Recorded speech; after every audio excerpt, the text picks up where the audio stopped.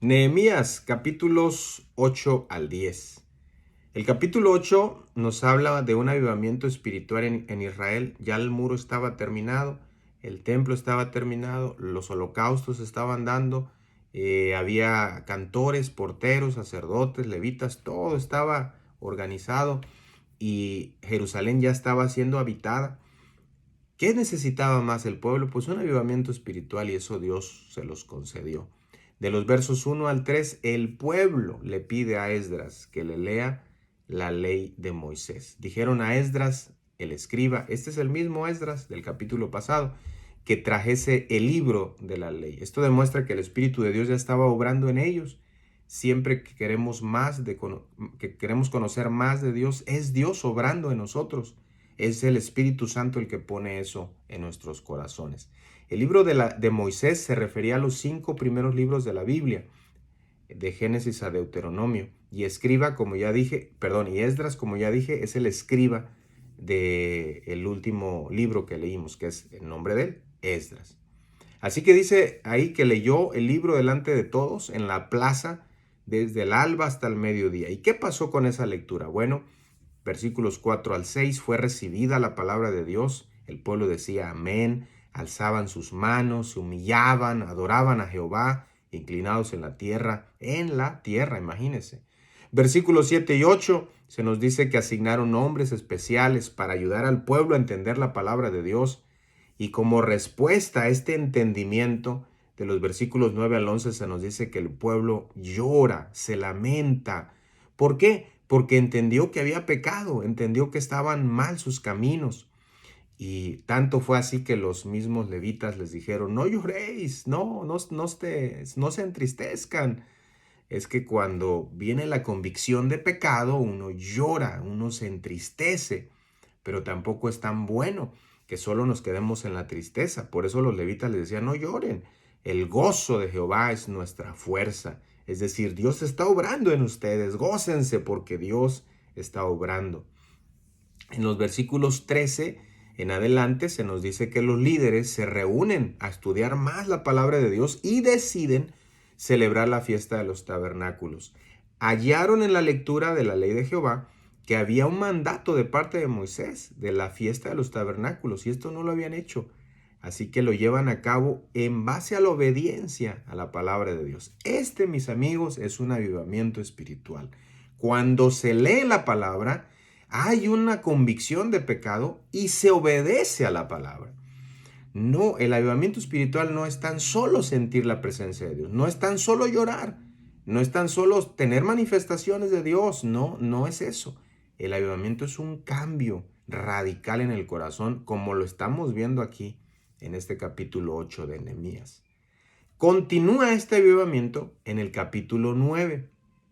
En el capítulo 9, Israel confiesa su pecado. En el verso 1 se nos dice que hay una asamblea de humilde arrepentimiento. Vienen en ayuno, con cilicio. Este cilicio era una manera de vestir una tela áspera, como un saco de yute. Esto era para mostrar su pobreza de espíritu delante de Dios. Y los versos 2 y 3 se nos dice que confesaron su pecado. Y de los versos 4 al 31, ahí viene la oración de arrepentimiento. Ahí usted va a leer, repito, versículos 4 al 31. Ahí usted va a leer, inician desde que Dios escoge a Abraham. Es una oración hermosa. Y luego cuando salen de Egipto, y luego cuando se establecen en Israel, y luego cuando ya están en Israel, y en toda esa historia, Israel rechaza la bondad de Dios, es rebelde a Dios, y ellos ahí confiesan en esta oración de arrepentimiento. Versículos 32 al 37 hacen una súplica a Dios por intervención, que los salve. Y en el versículo 38, como conclusión de esta oración, hay un punto de decisión. Dicen, nosotros hacemos fiel promesa. Llegaron al punto máximo de un avivamiento. Consagrar sus vidas a Dios de una manera comprometida, no casual, no ahí con un chicle en la boca, no, sino en un dolor en el corazón y convicción de que tenían que comprometerse con Dios. Capítulo 10. En el capítulo 10 se nos habla de este pacto de Dios con Israel. Ahora, no fue un pacto así nada más hablado, sino que lo hicieron y lo firmaron. Y en el capítulo 10 se nos habla de los que firman este pacto. Fíjense cómo viene desde el capítulo anterior, ¿no? Cómo el avivamiento empieza hasta que llegan a este pacto firmado. ¿Quiénes lo firman? Bueno, en este capítulo 10 nos dice, de los versos 1 al 8, Nehemías y los sacerdotes. Versos 9 al 13, los levitas también lo firman. De los versos 14 al 27, los líderes civiles también lo firman, los jefes de familia. Y de los versos 28 al 29, el resto del pueblo. Hay 84 personas mencionadas anteriormente. Ya el resto del pueblo, quería decir la gente que tenía la comprensión y el discernimiento de lo que estaban haciendo. Y todos juraron que andarían en la ley de Dios. ¿Qué juraron? Verso 30. Que serían fieles a Dios, no dando a sus hijos o hijas a los pueblos de la tierra, ni que tomarían hijos o hijas de allá de ellos.